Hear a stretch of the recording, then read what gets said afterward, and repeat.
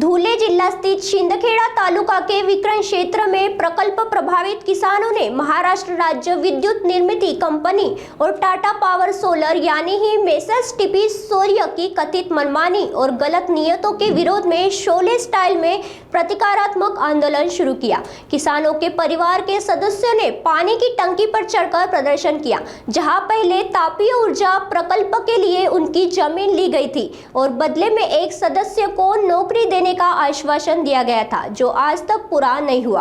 आंदोलनकारी किसानों संदीप पाटिल, रविंद्र पाटिल, प्रदीप पाटिल और उत्तम ठाकरे ने कहा कि उनकी लंबित मांगों पूरी न होने तक आंदोलन जारी रहेगा। महाजनको कंपनीला आम्ही आमची शेती दिलेली नाहीये।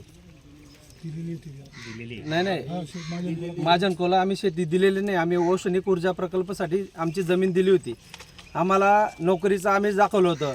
आम्हाला प्रत्येक सातबाऱ्यामधले सगळे जे वारस असतील त्यांना एक एक माणसाला नोकरी मिळणार होती। ते पण आम्हाला फसवलं, त्याच्यात पण फसवलं। परत आमच्या शेतीत काम करत असताना पोलिसांचा वापर करून ही जी कंपनी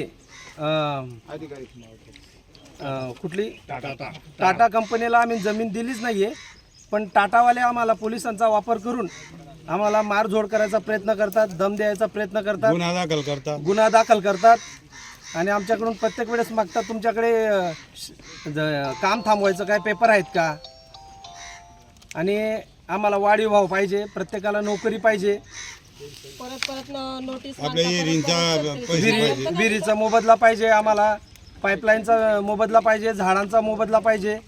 या सगळ्या मागण्या आमच्या मान्य झाल्या पाहिजे, पाईपलाईनचा पाहिजे, नाहीतर आम्ही आंदोलन स्थगित करणार नाही, थांबवणार नाही। आणि जो बोलला का त्याला उचलून गाडी टाकताना घेऊन पोलिसांचा वापर हा केलाच नको पाहिजे।